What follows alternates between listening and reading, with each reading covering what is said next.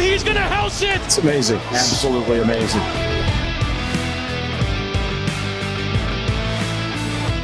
What's going on, everybody, and welcome to another Angle of Pursuit podcast. I am your host, Kyle Robert. You can follow me on Twitter at NotoriousKRO.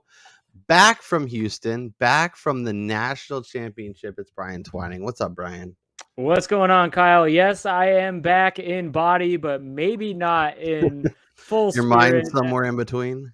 Yeah, I'm honestly, my soul and energy is probably still traveling somewhere in the middle of Texas, as it seems like it literally takes a lifetime to drive through there. Yeah, that was a bold decision by you to drive that far, but you made it and you survived, so more power to you. Yeah. So we're gonna break down all that was the Toyota owners, go through some of our bets, talk some of the race nonsense, talk about why Ryan Blaney is again dead to me. I can't with this guy. Every time I think I can trust him, I can't.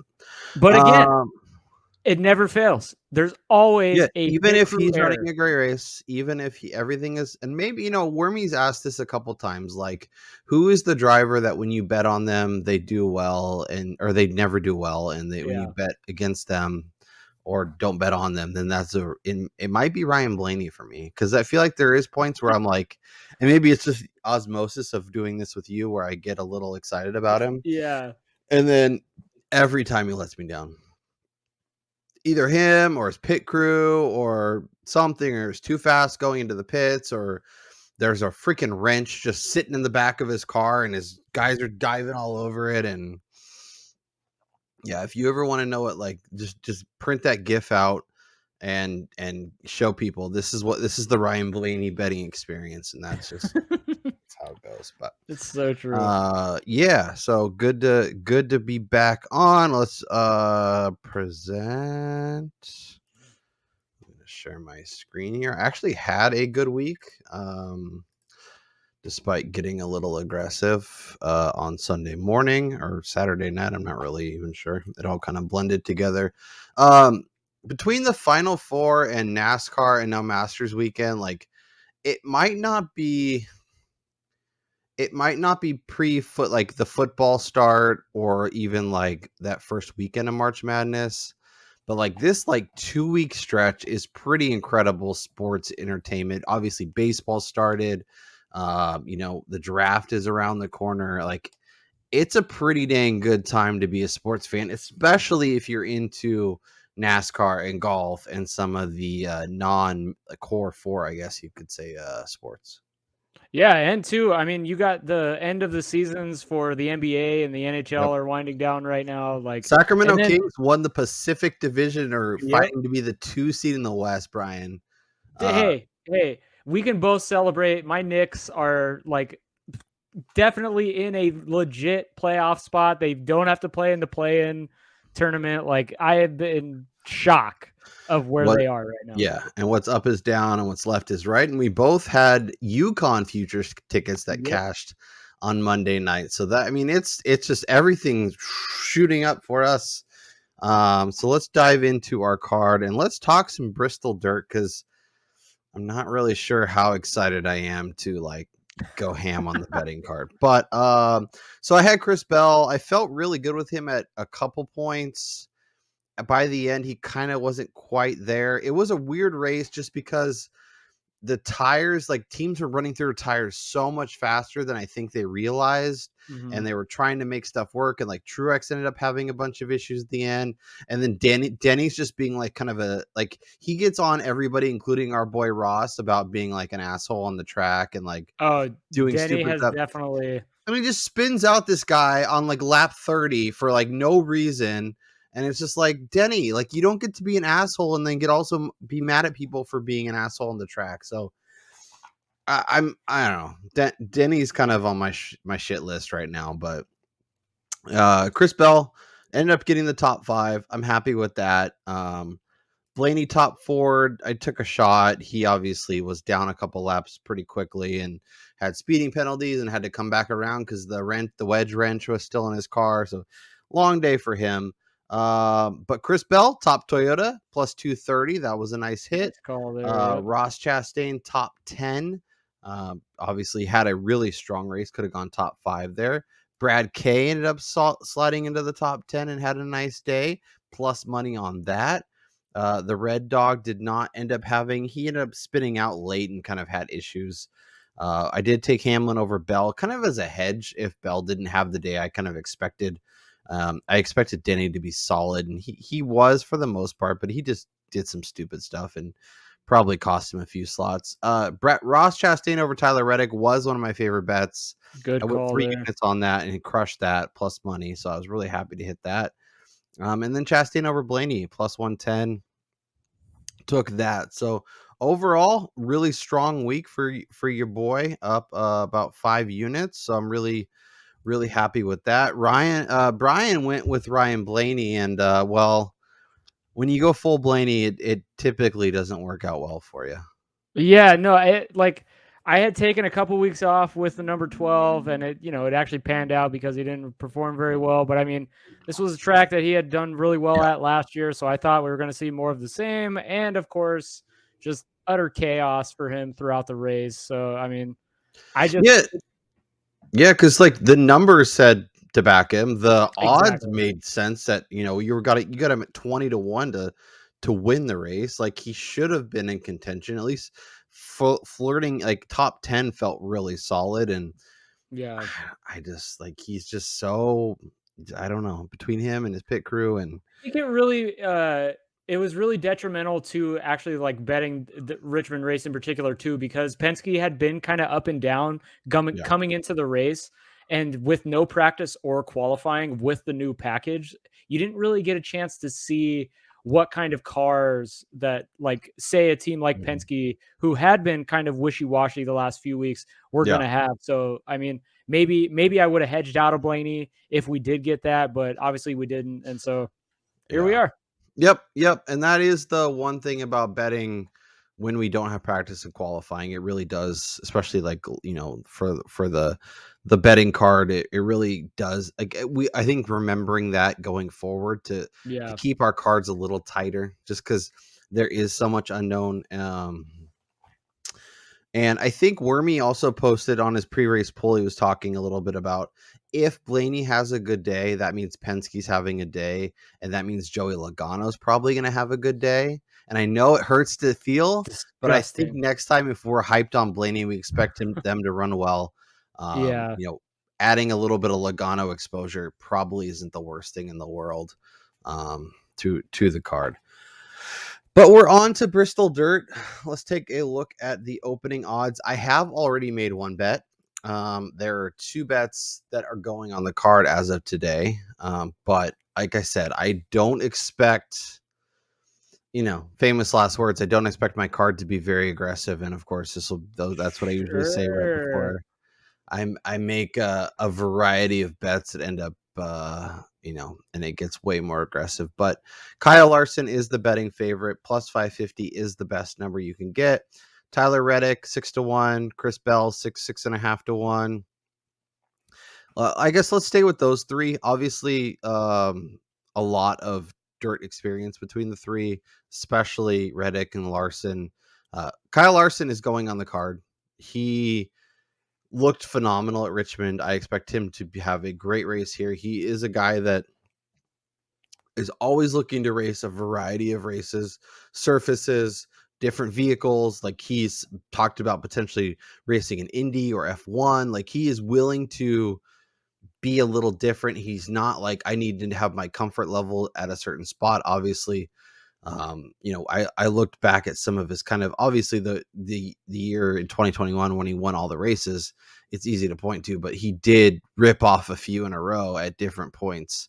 And I think winning a couple here and kind of really vaulting himself into the top of the championship contention is very much in play, and has been probably one of, if not the best driver over the 2 dirt races, including the last year when they had the new car. The best driver rating was leading after stage 1, finished in the top 5, was there basically all day, led Yeah. 27 laps. Like he was really, really strong. So I don't love going to the top of the board. And, Brad, we were talking a little bit about over on the Masters side, betting at the top of the board. I might have a bet this week. Actually, maybe I'll take old Scotty and parlay him with Kyle Larson, and then I'll feel much better about the number betting both of those guys. Yeah, I mean, on that note, like you were saying with Larson, even at that 550 number at DraftKings, we had talked about this with a few guys earlier in the year, and I think we hit on, like, for me, I had bet Larson at 7-1. I forget what race it was a couple of weeks ago. Yeah. Just expecting a good qualifying run, and just knowing his background on on dirt tracks and all of his dirt racing, like you said, all the different like skills that he has on the track. I don't hate it going there. The one thing I will say is that in a race like this, where the cars aren't exactly stuck to the track, I feel like there's a lot more possibility for, say, spinning out or getting clipped in, your rear in the left rear quarter panel, and having some damage and then spinning out in that way, and then falling a lap or two behind because you got to go to the pit to make a repair. And on a half a mile track, like, you're going to go laps down, not a lap down, and then you may find it difficult to come back. So it like you said, this week I'm going to play it safe at the outright board. I'll probably have, especially pre-practice and qualifying, maybe one or two guys, but outside of that, I'm definitely going light. Yeah. I'm gonna keep the card nice and tidy. Reddick is, I think, a fine guy, but if they're basically priced the same, I'm gonna lean Larson every single time. Let's talk about the next group, because I think this is where things get interesting. Chase Briscoe is priced really aggressively, and I mean, I get it. He was really good here last year, was actually leading after stage 2. Obviously has some dirt experience, but I feel like he was in such better form going in, obviously coming off the win in Phoenix, but just general, like, better form, looked good. And this year he hasn't been that guy yet. And to see him priced at 9 or 10-1 just feels a little silly to me. Yeah, I feel like it's a little bit too aggressive. It's definitely something to stay away from. And then, like, when you look at a guy like Briscoe, what has he shown this year to warrant even going to him at a track that, yes, he's been good at, or he's done it in the past? Because we did the same thing with the Toyotas last weekend for the Toyota owners 400, and it was only really Christopher Bell who was able to put together an entire race there. So you can't just necessarily say, oh, this guy's really good here, especially considering we've only had 2 races. And one in the new car. Like, we've gone on dirt once, we don't have a lot of data to go on here. To make this a little bit more long-winded, you had talked about it. The guy you go to that always crushes your soul, I'm going to do it this week. Joey Logano, 12-1. No!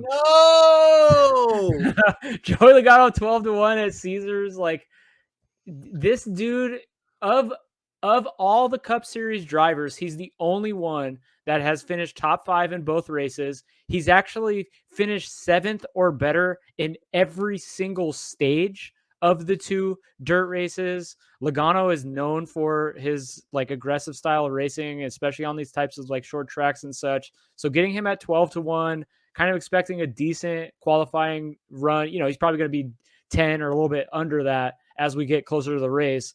I can't not bet it. Don't bet Joey Logano this week, because he is on my card. Brian, I have good news for you. BetRivers has him at 14. And I have already actually bet this real dollars too. So, like, he is in for the world. So just find all the Joey Logano head-to-heads and just fade the hell out of them. Because whenever Brian and I are on, he might win. But if he doesn't win the race, he's getting like 37th out of 36 drivers. And he's going to be out the paint real quick, faster than Ricky Stenhouse last week. So, God, I mean, everything Brian said is correct. He's been awesome. He's been one of the most efficient drivers. He's obviously made tremendous strides in his dirt racing. Obviously, just did a really, really good job, finished in the top 5. Like everything Brian said, he is ready to win. I have him on the card. Brian has him on the card. So we'll see how this goes. But he's the name that jumped out for me for this group. Not touching Ryan Blaney with your money. Byron is interesting. Byron was actually running really well last week until he had a spin out late. So I think he obviously has been really, really hot this year. Been like seemingly elevated a little bit as a driver, just a little more consistency week to week, where you feel like there's a lot more opportunities for him to win more races. I will say, like, I'm really curious to see if Byron can maintain this level of driving when Chase Elliott returns. Yep, that is very good. And it is interesting too, because old Josh Berry got that number 9 to second place last week. It was a really good drive for him. Curious to see, if he can keep that going. Obviously was off for Coda, but got back for Toyota. And then obviously back behind the wheel this week. So that is interesting. I mean, Kyle Busch is Kyle Busch. I think I really want to see some practice and qualifying before I get any more involved. So Larson and Logano are my 2 outrights at the moment. Beyond them, I don't know that I'll add much more, maybe one more, but if I see some stuff in practice and in qualifying that really gets me excited. But for the most part, I'm like, eh. I will say though that I mean, obviously very small sample size, but it is interesting to me to see that both winners of the Food City Dirt Race the previous 2 years started 10th or 11th. Yeah. So clearly there is something about starting early and leading a stage and all of that crap, and then also something else to keep in mind: the 2 races, they've been essentially dominated by 3 to 4 guys. Yeah. Both times. Like there was only 3 drivers in both races, I think, that led over 50 laps during those races. Kyle Busch won by leading, I think, the last lap last year. So it's going to be interesting to see how these guys come out, especially with the way the season has started, with some of the guys that we expected to do well kind of struggling and vice versa. So I will say Daniel Suarez, maybe not an outright, but he is somebody that, as I look at placings, as I look at head-to-heads, is incredibly compelling. Finished 4th in 2021, including 2nd after stage 2. Showed that he's willing to get his nose in there and get a little dirty if he has to push people around, even if it's his own teammate. Even if it's after the race, I mean. Which I think is interesting. And then last year, what did he do? He ended up finishing 12th, but he was 3rd after stage 2 and led 64 laps. He was second most laps. Yep. And then the 21, he led the 3rd most laps, the 58. So he's a real contender who's not being priced that way. So if you want to get in some Suarez at 20 or 25, I would not fault you at all. I think that's a really good price. Yeah, I think that's a good price. A guy below him, Alex Bowman, also priced at 25 to 1 at DraftKings. I don't mind throwing a sprinkle on him, just kind of seeing with how successful HMS has been this year, and Bowman also kind of having a background in dirt track racing. So, I don't mind going there. But again, I want to see more practice and qualifying to see how these guys in the 3rd year of this race and the 2nd year in the next gen car, how they offload come Friday. Yeah, I think Truex is somebody that if he shows well in practice and even in qualifying, could be somebody that it sparks my interest. He was really good in this race in 21. Obviously last year he had some stuff going on. It's like, what's that? Toyota was trash. Yeah.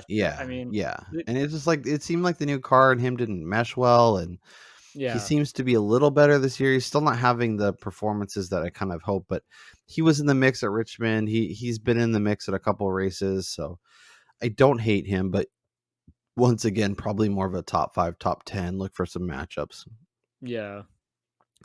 Chastain's kind of getting some buzz. It is interesting to see, like, DraftKings seems to price a little more based on name value and a little less based on race expectations, where Rivers and even Caesars seems to kind of have have a little more race expectations and previous performances. So, Ross could be somebody that if you like him, you kind of go to a Rivers, but if you like a Daniel Suarez, you can get 5 points better at DraftKings. Yeah, and so exactly. that's, always shop it. Betting NASCAR is hard. Take a look. Yeah, and then Josh Berry's a first timer, Ty Gibbs is a first timer, like Austin Dillon. Like I don't love any of these guys in terms of outrights. Is there anybody as we scroll down that you're giving thought to?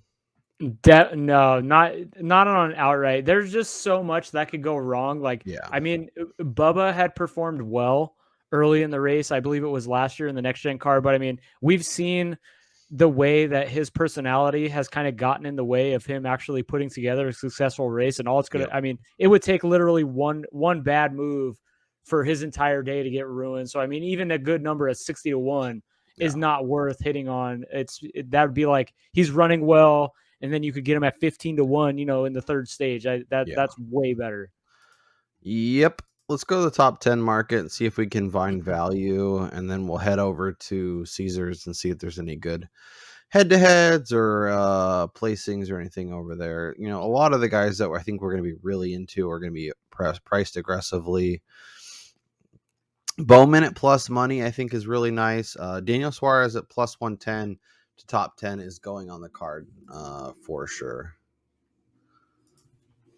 That is just, and Truex, Bowman, Hamlin, like Blaney even's plus a 105. Like, I guess of that group, is there a name or two that you think make a lot of sense in terms of top 10?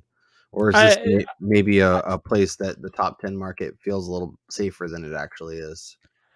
I mean, honestly, of that group, I like Alex Bowman. I just don't like the number at plus 110. Yeah.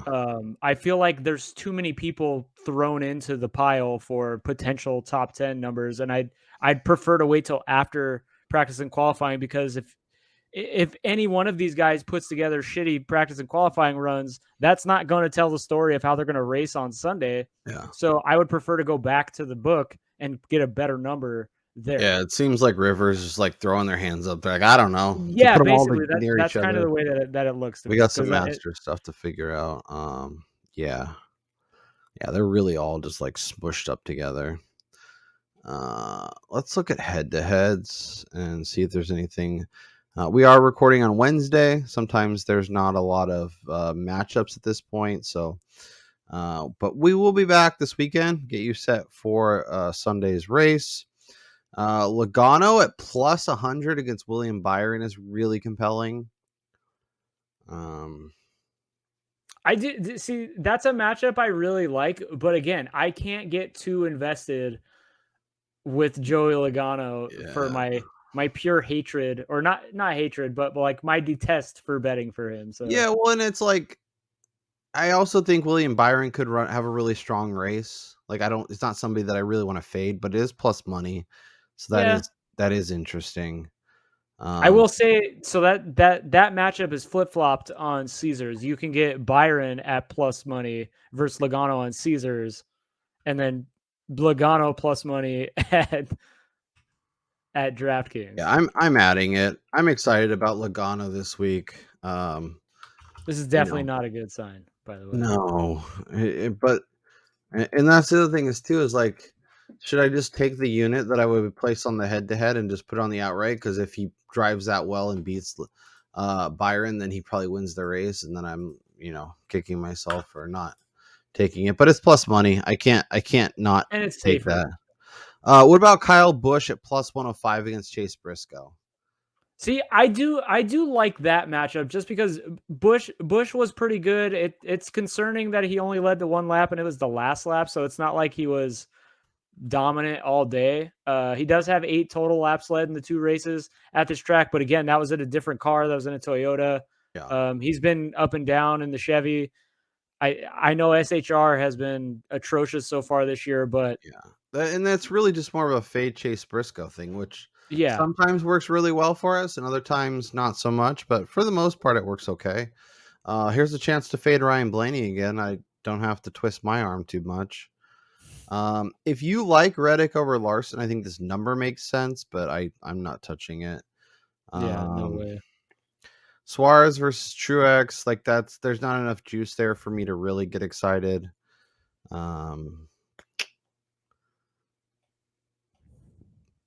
Yeah. I honestly, for me, like personally for matchups this week, I really want to see what these guys can do practice and qualifying because like it's I don't know. The two races that we've had here, there's so much different about those two races than coming into this season that to me they're not great indicators or like the tell all for what we should expect. Yeah, and I'm also like, there's a chance that maybe one of these guys that we don't like qualifies really well, and then we get a really juicy number, and then we come back and hit it. Exactly. So, Yeah. I think patience is probably key this week. So I got Kyle Busch at plus 105 on DraftKings as we head over to Caesars. He's minus 105. Shop it. DraftKings has plus money. Take advantage of it. Brad K versus Spinouts. Spinouts has some good track history and has ran some dirt stuff before, so I guess that makes sense. But trusting Ricky Stenhouse to win or to beat Brad K seems like Exactly. a little aggressive. Bubba versus Austin Dillon. Any of these really jumping out? I mean, here's Suarez as a little bit of a favorite over Truex. So if you loved Suarez over Truex, head over to DraftKings if you have access to it. Bowman is a big favorite over Chastain, I think is interesting. Obviously, not that he's not deserving of it, but and then as Brian pointed out, you can get Byron as a little bit of a nice price here against Logano if you want to fade Logano. Brian's two guys are going head to head over here. I think that matchup is really intriguing. Josh Berry, Ty Gibbs. Yeah. I mean, clearly the equipment of advantage goes to Josh Berry, but Gibbs, I mean, he's a good driver too. And I think equipment wise and manufacturer wise, I think a lot of that stuff is kind of evened out at this type of race where like horsepower and just drag resistance and all that kind of stuff is not going to play as big of a role. It's more so the driver inside the car. And Ty Gibbs, for what it's worth, has been pretty damn good ever since jumping into stock car racing. So yeah, and I want to do some more digging into the race this week in terms of like, are they going to add in extra cautions to clean up the track and clean up the dirt? Or are they just going to do it at stage breaks? Or I feel like last year they took a few extra like basically stopped the race and cleaned up the cars and cleaned up the track, and I don't know. But it definitely seems like each year they're getting a little bit better at figuring out how to compact everything and not make the race such a shit show. And so that is good to see. Let's see. Future Bets has like all Future Bets. all That's where we want to go. All right. Anybody? Oh, see, Kyle Larson's plus 450 over here. So there is a top 5 for me. Like I'm gonna bet the Logano number plus 170. Okay. Like I said, he's the only guy that has done it. He hasn't finished lower than 7th in any of the stages. So I mean, he's probably going to qualify pretty well. He's probably going to run pretty near the front all day, and as long as he can avoid an issue, I think he should be able to finish near there. And as crazy as to say, like considering he won the championship last year, I feel like at least at this point of the season, he's having a better season. He seems to be more consistent. Maybe the car's a little bit better. I'm not really sure, but it seems like he's. I can definitely agree with you with that one. Yeah, he doesn't have the lows that he had last year. Yeah. And obviously, like he got hot. He won the Vegas race. He was able to prep for Phoenix and like kind of over by then. But like the beginning of the season, I feel like he wasn't nearly as dominant as he's been each and every week. So yeah, I think that's a good bet. It's really scary that we're both this into Logano this week and loading up the betting card, but my gosh, is interesting. Plus 250 for Suarez, the top 5 I think is interesting. A number that I'd be willing to, because like I feel so like him and Bowman out of like this whole like cluster of like plus 190 to plus 275 feel like the outliers in this range.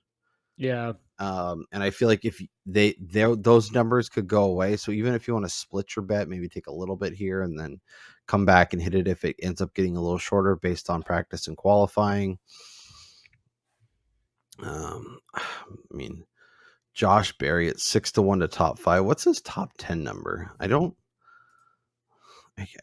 feel like plus 180. I guess it's not. I don't know. It's probably a bridge too far, but he does have the great car. He is interesting. Top 4, Joey Logano plus 240.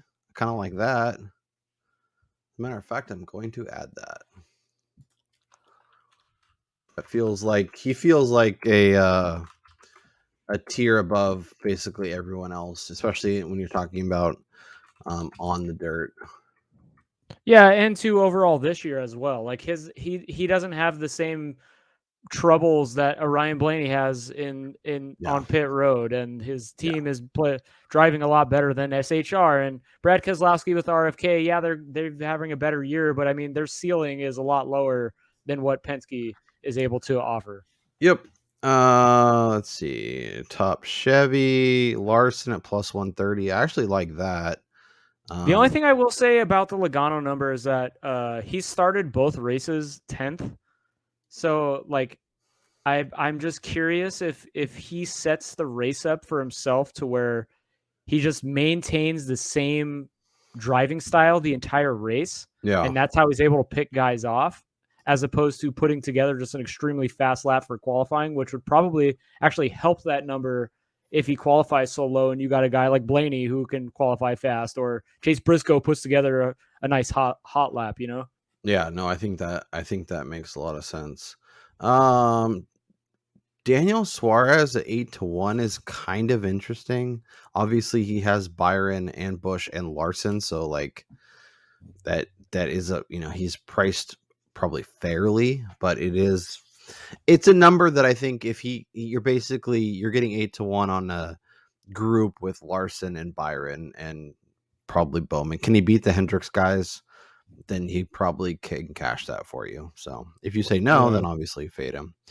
Reddick at plus 160, Bell plus 160, Hamlin, Truex at 7-1 to be top Toyota, I think is interesting if he can regain his form, but the best bet is probably Reddick, especially given the outright odds.